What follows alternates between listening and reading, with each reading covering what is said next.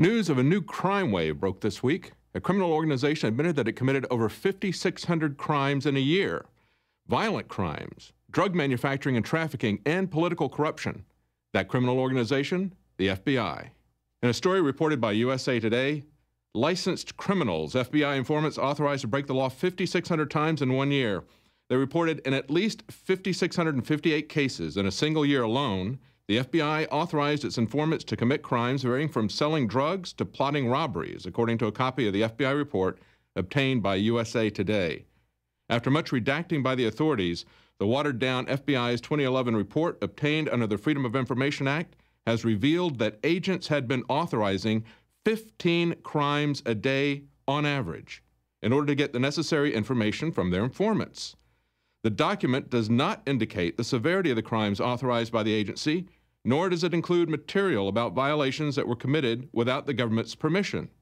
It just cites a number of 5,658 Tier 1 and Tier 2 infractions committed by criminals to help the Bureau battle crime. This is what the FBI says without any sense of irony, what would otherwise be illegal activities.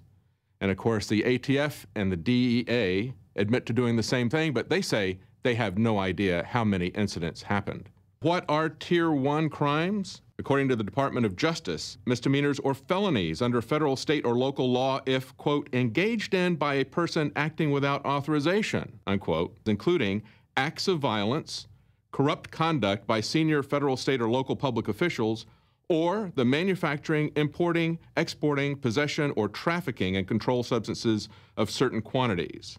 A convicted pimp, extortionist, car thief, and all-around thug. But an ABC News investigation found that Manny Shilpayev is not in prison for life, but living a life of luxury and fast cars in Florida, thanks to his work as a government witness and FBI informant. An allegation that Shilpayev's FBI agent handler not only tried to interfere in the murder investigation, but took lavish gifts and cash. The FBI supervisor over this says, it sounds like a lot, but you have to keep that in context. So what is the context? As far as drug trafficking, we know that poppy production in Afghanistan for 3 years in a row has broken previous record productions. Afghanistan, under U.S. occupation, has gone from providing 10% of the world's supply to 90%. Put another way, since U.S. occupation, drug production is 40 times higher, and that translates to 1 million additional deaths. We have these opium fields, and we are tolerating it. We are tolerating the cultivation of the opium. Dilemma it is with the opium trade. And they make so much money off the opium. And just yesterday, news broke that the U.S. Air Force transported 24 tons of cocaine from Costa Rica to Miami with a stop along the way in Nicaragua, just like when Reagan was funding the Contras with cocaine. So much for the war on drugs, which is actually a war of drugs, a war conducted by the federal government against the American people and against our rights, where they manufacture and ship in vast quantities of drugs and then use that as a pretext to take away our God-given, constitutionally recognized rights. But what about the war on terror? Can the federal government take credit for saving us from a plot of its own creation? It will tell you that it, the FBI, has foiled about 17 plots to kill Americans during the past 10 years. What it will not tell you is that there have been 20 foiled plots, and of them, 3 were interrupted by members of the public. Now, the 17 terrorist events he just mentioned don't include false flag attacks where people were actually killed. They're not going to admit to those. But what about the war on terror? Is it really a war of terror?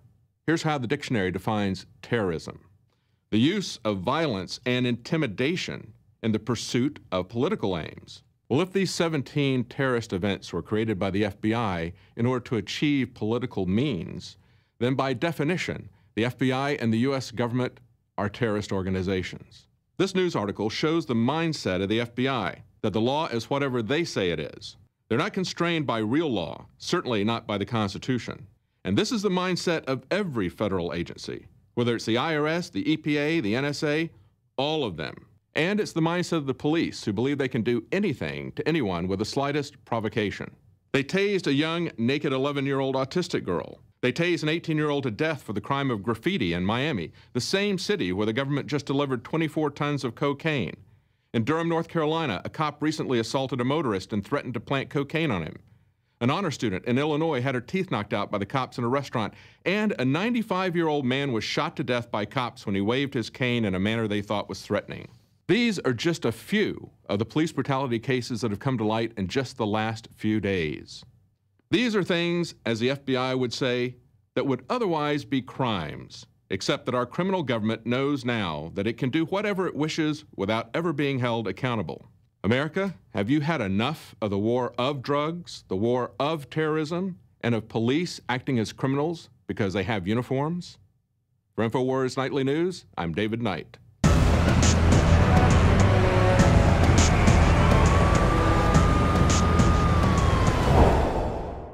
Inform yourself and reach out to others with a print version of InfoWars magazine.